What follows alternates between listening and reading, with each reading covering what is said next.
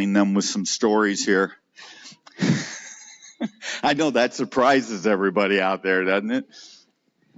But today we have Brandon and Malia. I'll let you determine which one's which up here. Hopefully you can tell the difference. And just to get started, Malia, I know you've been coming here for a couple of years anyway. Oh, decades. Yeah. So if you, both of you can just give a little background on missions and then tell us where you're at and what you're doing. Okay, so I grew up coming to this camp with my parents, Brian and Pam Eubanks. I have an older brother who is deaf, and our family was involved in ministry to the deaf community for my whole existence.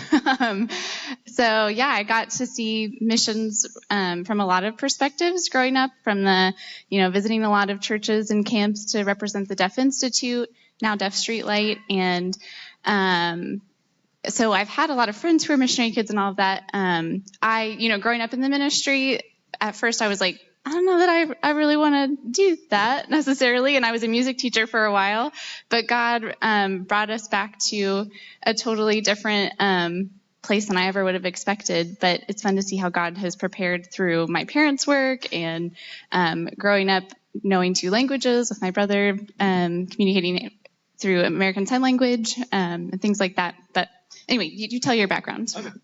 I married into Lake James. I did not grow up coming here, but I did grow up my dad was a minister when I was a kid, and I went to Cincinnati Christian University. May she rest in peace.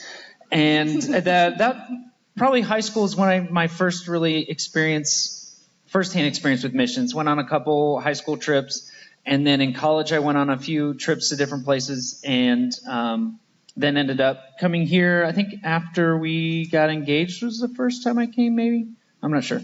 Then I did an internship with the Chestnuts in Kosova, and all just little things along the way just kind of led me towards where we're at today, I guess. But really the missionary support, missionary care side of things. And that's where we're at now. Should I go into what we do now? So we are with Team Expansion, which is based in Louisville, Kentucky, which is where we live. We work at the home office there. I'm on the communications team, which kind of started as just a general help out with the communications stuff. This was mainly after a lot of prayer and just discussions and all that stuff is how we ended up going to Team Expansion. And it just kind of felt mainly like this is where God was leading us, and communications seemed like the best fit. So I went with that. And we kind of did the COVID pivot, as a lot of people did. And they said, oh, we need videos for things. And I said, oh, that sounds interesting. And so I've been doing that for the last 3 years, learning and doing, making videos of all sorts, boring, like corporate talking head type inside videos. And then I've gotten to take a lot of trips, and we'll get into some of that stuff. But yeah, so that's what I do is video and photography is mainly what I do now. And then I work with all of our missionaries' kids. And so I don't know if you've heard the phrase third culture kid before. It's kind of this umbrella term that can include any kids that are growing up in a blend of cultures. A lot of times they're growing up in a different place than their parents are from because of their parents' work, or whether that's military, missionary, nonprofit. There's all sorts of different reasons kids might be growing up in a blend of cultures, also refugees or immigrants. And so missionary kids fit into this people group that kind of can go unnoticed easily. But in the past couple of decades, there's been a lot more research that growing up with these blend of experiences also brings a unique set of strengths and a unique set of challenges. And so in my role, I get to come alongside myself and my team. We get to come alongside families and just help equip parents and help them know what some of those strengths and challenges are ahead of time, so that they can feel more equipped as they're raising their kids in a blend of cultures, and then also helping provide community for the kids, just because we've seen that isolation and just not having an awareness of the needs can bring a lot of long-term struggles. And so we're trying to provide preventative care throughout the whole experience and lifespan of serving and growing up cross-culturally. So do you get to use any of your sign language with these kids? You know what? I do. It's really fun. We have just this last year, one of our families in Turkey, as their foreign language for the school year, they've been doing American Sign Language, and they were going through a program separately. But then when they found out that I knew American Sign Language, they said, "Can we test things on you and you let us know if we're doing it wrong?" And so we have been sending videos back and forth to each other. They'll send me some of their projects and their stories, and I'll give them challenges and things to do. And then we get to have face-to-face, back and forth feedback with that. So I am getting to use sign language in unexpected ways with kids in Turkey. Yeah, now years ago, I interviewed your mom and dad, and I told your mom that I knew sign language, hi and bye. Just so you know, I have expanded, cut it. So I got 3 things down. I don't know if that's American Sign. Those ones might be universal. Sign language is not universal, but those ones might be a little more easily understood wherever you are. So, have you ever gone on a mission trip together, or is your marriage a mission trip together? Yes to both, maybe. Yeah. Last year we got to, for the first time, so we work in the same place, very different jobs. And then last spring it was really exciting. We both got to go on a trip. Without children. Without our children, thanks to amazing family. We went to Turkey and Hungary. One of our teams was doing a team retreat. Now you got me hungry. Yeah, there was some tasty food there too. Wait till you hear about Turkish breakfast. But it was really special to get to serve our families in their home settings, see how the kids are at their baseline where everything is familiar. Since so much of our care is when they're on home assignment or furlough, when they're, visiting 20, 30 different places and sleeping in a bunch of different beds and meeting a lot of strangers or people who know them that they don't remember. So to get to be with them in their space was really special. And he got to help provide some media resources and help get video in on field. You can tell more about your part. Yeah, they had received a grant, a pretty sizable grant from a church, and part of that was they wanted some sort of video follow-up of what they were using the money for. So I went to help with that, and then I was able to take some family photos for them and do a video that's kind of hey, we're this family and this is what we're doing here, for the other families on the team to use as their support raising, to say, hey, here's a video of our teammates, and so it kind of helped them in their fundraising too. Yeah, and on the kids side of things, it was really special during the retreat. The parents were getting a lot of member care and investment in their hearts and souls and everything, and we were spending that time with the kids, and their team had gone through a huge transition. There had been a whole lot of kids on the team. Now it was just a few, and so there was just a lot of loss there for the kids too, in the midst of the parents going through a stressful time. And so to be able to show we see you, we're here with you in this, and get to just be a safe spot for them to express concerns and difficulty and walk with them through that, to then be in a more hopeful spot to move forward, was really special. Yeah.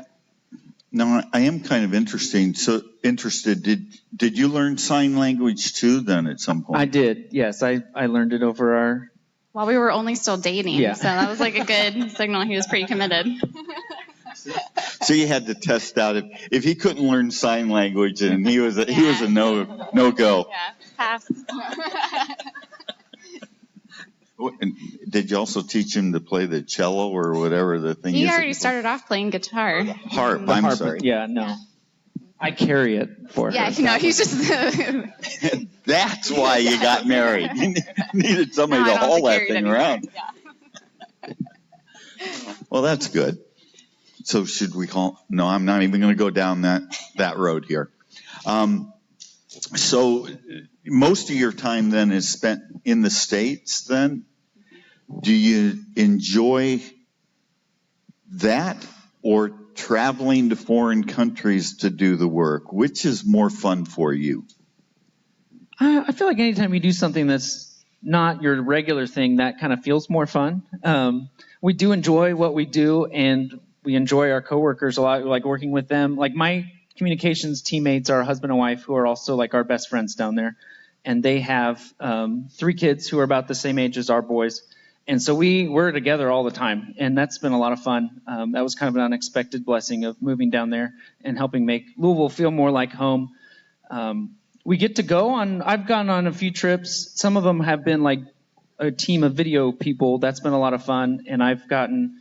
I'm being really vague about all of this, but I don't know how to shorten it. But I've been on a trip there. We were doing some work with Afghan refugees in a country in Central Asia, and I was able to go because we had done a big fundraiser for it. I went and kind of documented everything to make a video that's like a thank you video for all the churches and individuals who gave to that fundraiser. I'd say so. This is a new thing. We haven't announced it in our newsletter and stuff yet, but our plan is next year actually to move to England with our comms teammates, my comms teammates, partially to facilitate trips like this, because right now any trips we take, they end up being, oh, well, we're already going over there, let's add a bunch of stuff. And so the last trip I went on was, I think, 11 days, and we were in 4 countries, and it almost felt like a different country every day because it was so fast. And it's, as you know, it's a lot of expense to get over there, and then being away from the family and the boys for so long. She was just on a trip for 10 days in May. And so part of that is to make trips like that, we can make more frequent, shorter trips so that they, first of all, don't cost as much because we don't have to get across the ocean. And it's just less time away from home. Feels like less time because it's not the longer chunks. But a big reason for going over there is to be able to more directly support our teams that are in that part of the world. So we have, it's over half of our international workers at Team Expansion. It's about 45 families and families/workers, and I don't know how many kids that is, 70 kids or so? Yeah, it's at least 70 kids. So are all within 3 time zones of England. So out to even kind of some of the Middle Eastern countries, we have a couple teams there.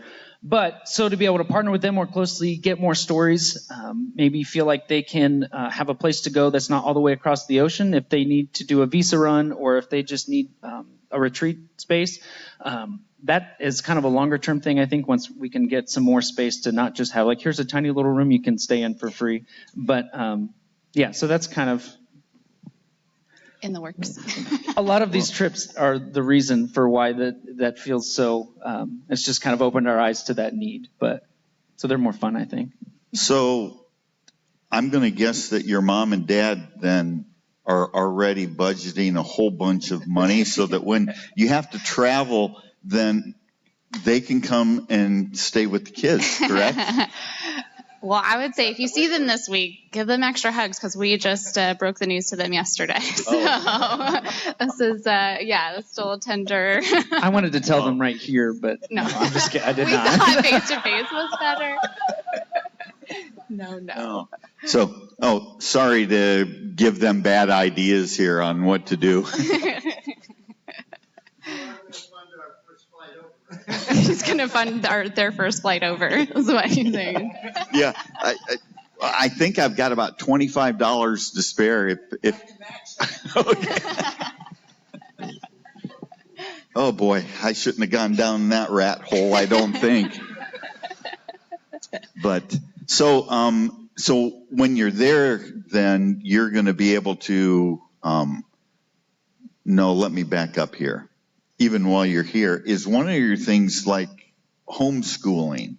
So do you provide material or help for the parents with that material? Yeah, so it's really interesting with raising kids in these different countries. Team Expansion has families in 40 different countries. And so every country has different rules, expectations, things you can and cannot do, things you have access to or don't, even via mail, how reliable that is.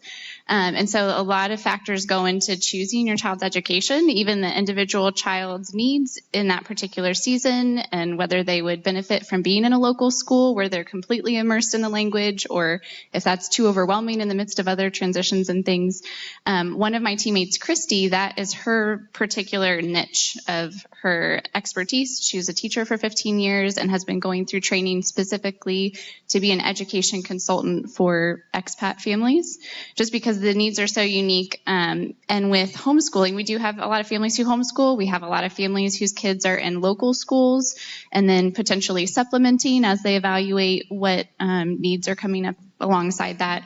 A lot of kids are in international schools. Those can be a lot more expensive. Those are usually English speaking and like US-based curriculum. And so there's just a lot of factors that go in deciding that. And then, if your child has any additional needs that come up, or you're trying to evaluate how they're making progress that current year, are they meeting the standards for if they want to come back to the United States for university?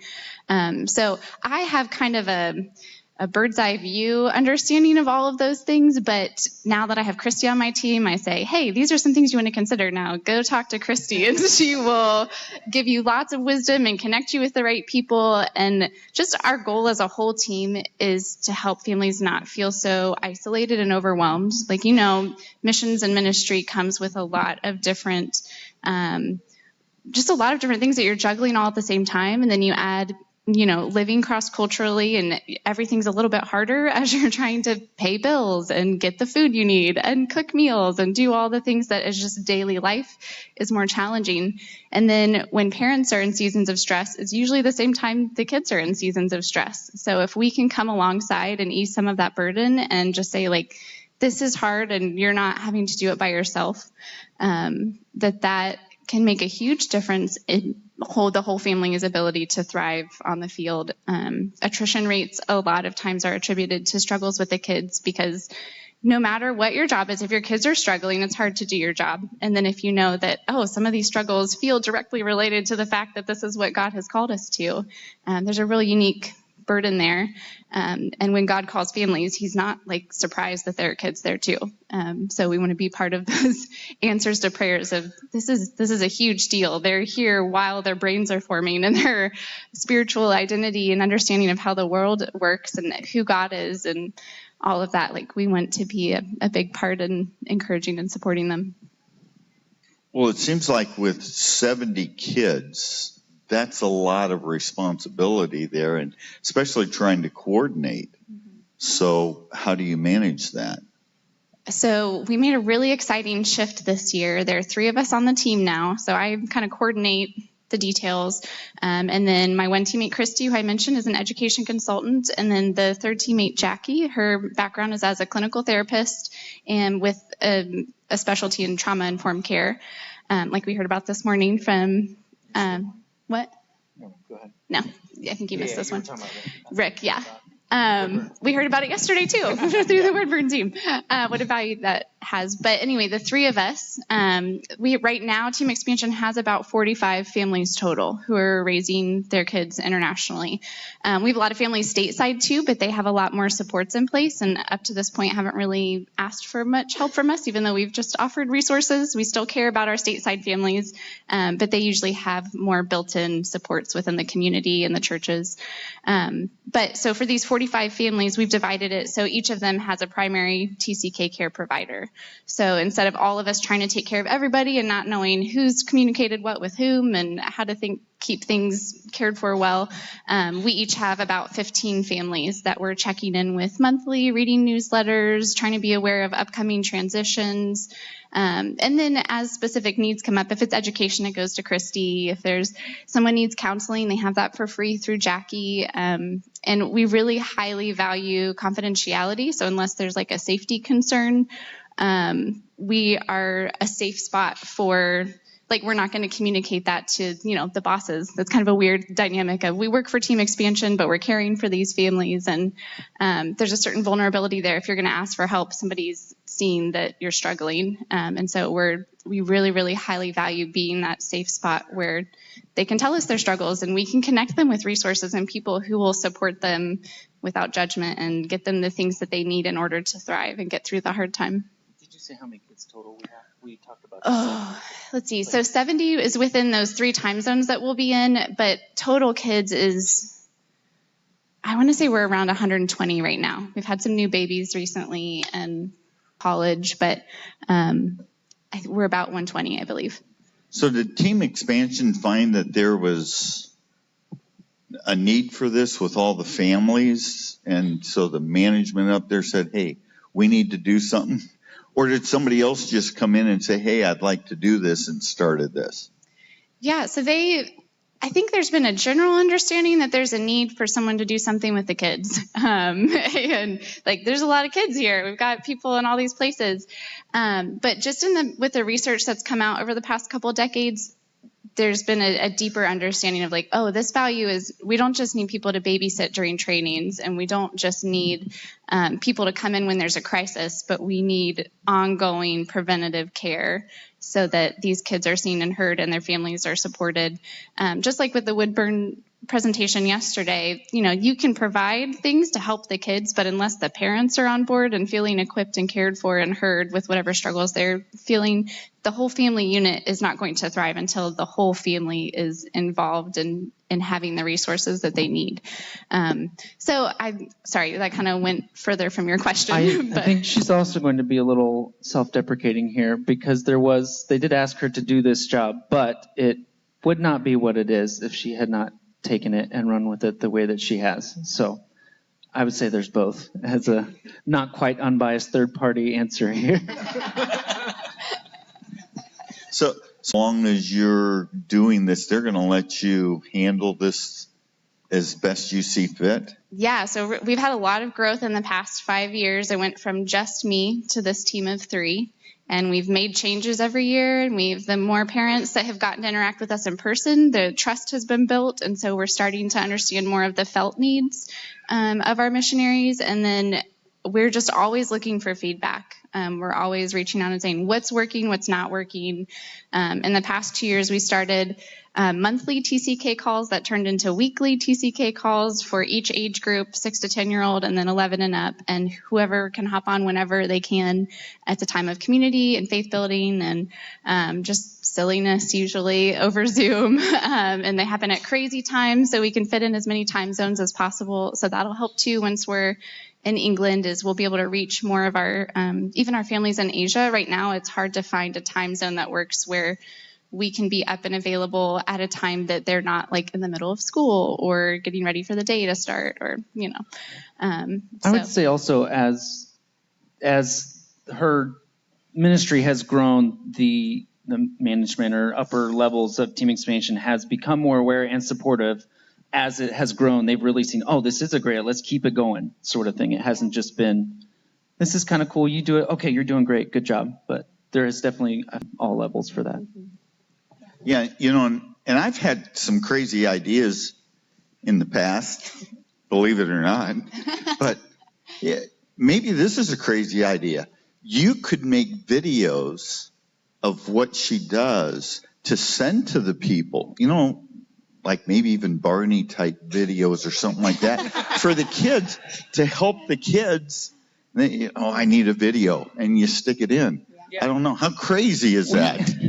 I feel like we have a lot of crazy ideas and a lot of things that we think are cool ideas from the video standpoint. But a lot of it comes down to manpower. I'm the only person doing video stuff. I have teammates who can help with like the planning and ideas and all that, but execution, I'm the only one who can really do that. But so we have a lot of things that we have on a list of like, oh, this would be awesome if we had this stuff and this stuff. And we are working on some more member care focused videos and partnering with our member care team. But I think that's one of the things we could maybe do a little more of once we're overseas, because we're not going to have some of our responsibilities we do here, we aren't going to be able to do there necessarily. So they're going to be replacements for us back here.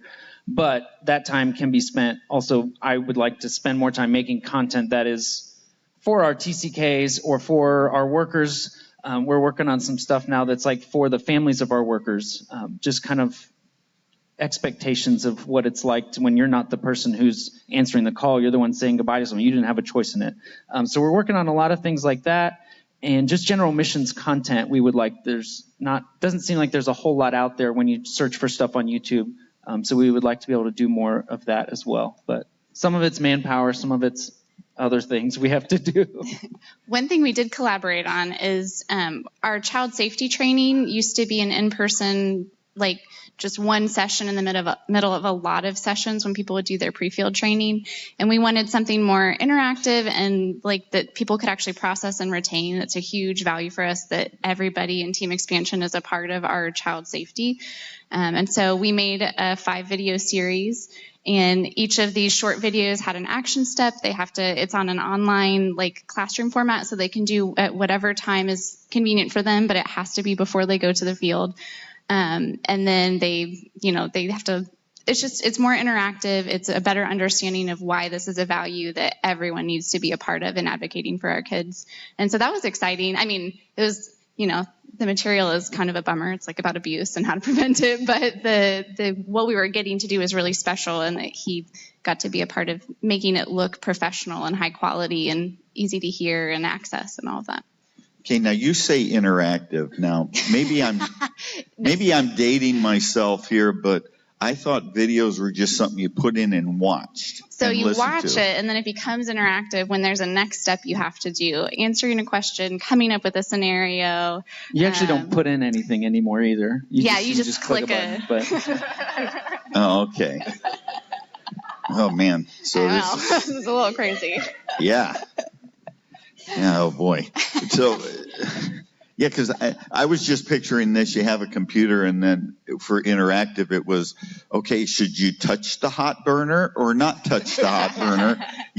And you had to hit a certain button in order. So that's not the interactive. Not quite, yeah. I guess it wouldn't be as much fun. I would think that if you could make it a game, the kids would really get interested in that. Again, hey, that's the second crazy idea I've had today. Yeah. You're on a roll. Yeah, but the problem is I don't know where I'm rolling. Is there any questions from the audience? I don't have a question, but I have a comment. Okay. Brandon's wife really loves him a lot, so much that she brags about him to her parents, probably his parents too, about his creative skills. When they don't have something, his mind goes crazy and finds it and does it. Even built a soundproof video studio so that team expansion could do more quality kind of things. And that's one of the things that we like about him.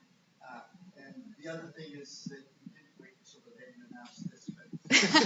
But Yeah, well, I think that you mentioned something about your husband's creative skills several times here today. So I don't know. I'll let your wife decide that for you. Any other questions out there? Oh, man, dead silence. So, well, I guess it doesn't take noise to raise your hand. Yeah. So, what are some of the things in the future you would like to see happening? We are fundraising, so we would like to see that happen.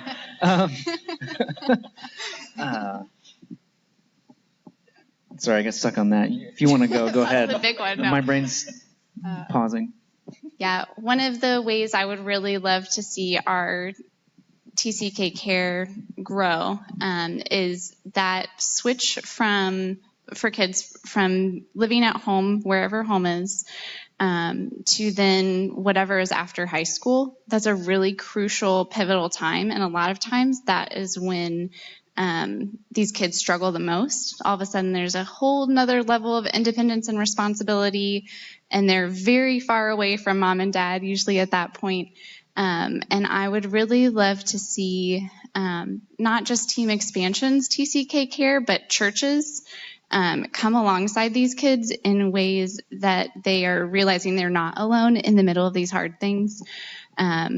And just that they are part of a family that is larger than just their immediate family that they're growing up with.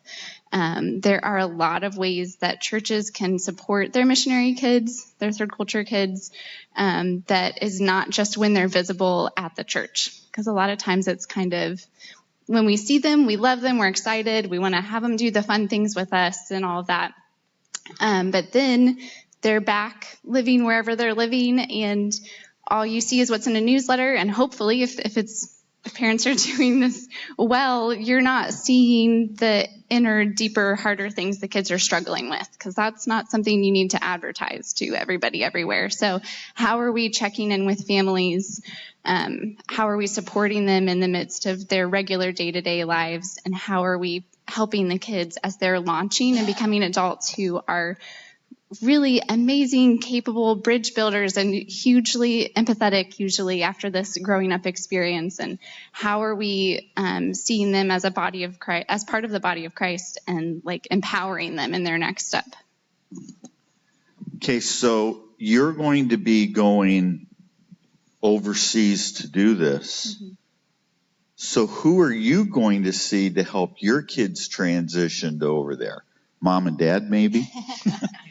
Yeah, and I feel like that's one of the pros and cons of this is I definitely have the inside scoop of what is going to be hard. So that was probably part of my hesitancy initially with all of this is I know what can be very, very challenging about this, but I also know how God moves and works through unexpected people, or even expected people, but in unexpected ways. And I work with two really amazing ladies who are excited for us doing this and will step in when I am stuck in mom brain and not in how do I care for these TCKs well brain. and so you're going to have all of these families looking to see how you do it. And I will keep reminding myself that these boys are not. You saw some sign language over here, huh? Yeah, I think that's one of the big things too, is these kids are usually like so much more visible and yet not really fully seen. They're in this crazy in between of like, you know, they're taken to all these churches and camps and newsletters and all these spots. But then like, how do we, that's something we want to be very aware of as parents, and like, how do we do this well and help them just be kids wherever they are and know like their value is secure, they're loved deeply wherever they are. It doesn't matter if they're having a bad day in the front of the church or whatever, that they are securely loved and cared for. And that's our goal for all these kids. And so now we actually have to put it into practice, I guess. Yeah, I think it will help too, having our boys' best friends. They're going to be going too, because they're what? Did you say that the Williamses are going to? Yeah. Okay. Yeah. My comms team. Yeah, I talked about their kids. Sorry. Yeah. Yeah. But, no fights on the stage, okay? Just so you know. No, it's very tired. I would say for the future, one of the things I'm excited about as a communications team in general, in the past several months, last year, I guess, we've really been trying to focus on the power of stories as worship.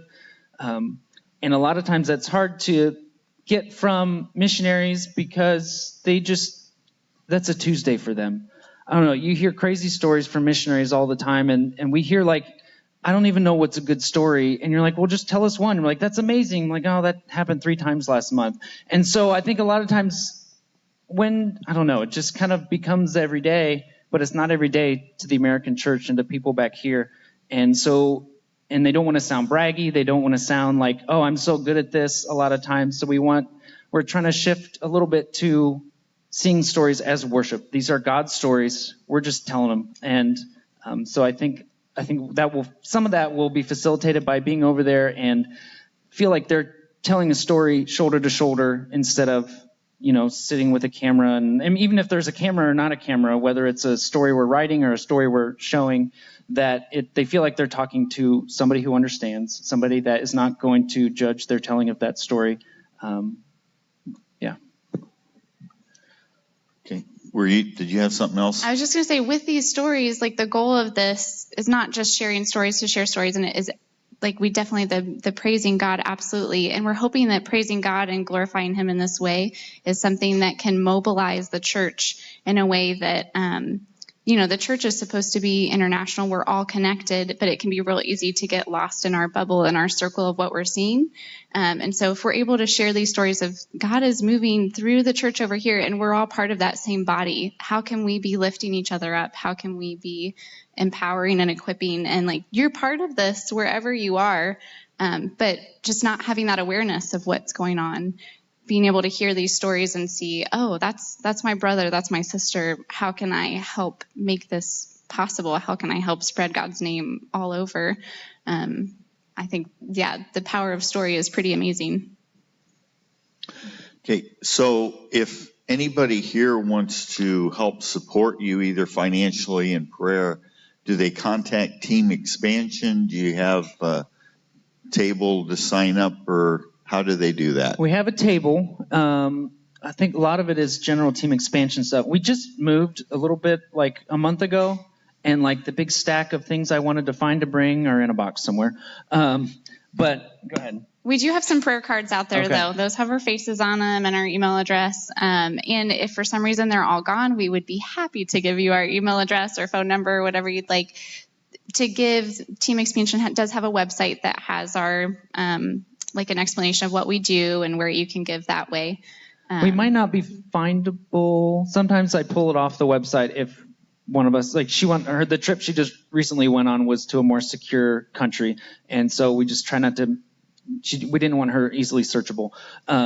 So it's just teamexpansion.org/Weiss family that's like our information page. And there you can sign up for our newsletter or give if you really want to do that. But Okay, well, I'm out of questions. Is anybody here? Yes. Having been in the mission field before, are there ways that our churches and our missions committees, but churches in general, can benefit the families and getting information from Team Expansion to be able to help these families? I know you mentioned about the teens getting into college and getting here and not having people around them. Are there ways that churches here in this country can be more beneficial to the missionaries that are out there on the field with Team Expansion? Yeah, so the question was, are there ways that churches here can be more beneficial and supportive of families serving internationally? We're wanting to create more content for this. My first top 3 things would be just increasing your awareness of third culture kids. What makes that different from the experience of just growing up in one spot? So, I mean, you can just Google it. I have a bunch of books back on our table you can check out. Those are check out with your eyes, not look like with a your library. eyes and purchase later, hopefully. But they're great ones. But we also do a TCK Prayer Force email that goes. Anybody can sign up for it, and we try to include an interview with a missionary kid or parents of missionary kids, just like a real brief overview, and that can be like hearing more of those stories can kind of increase your awareness of how to love them intentionally. And we also have specific ways to pray for them. Prayer is absolutely necessary and like the most important thing in all of what we do. Another thing would be if you know that your church that you're part of supports missionaries and that they have children, find out if anyone on the missions team is willing to step up as just an advocate who is, maybe they're already close with that family, or if there could be one person or family in the church that already has trust built with that family that can be checking in more regularly.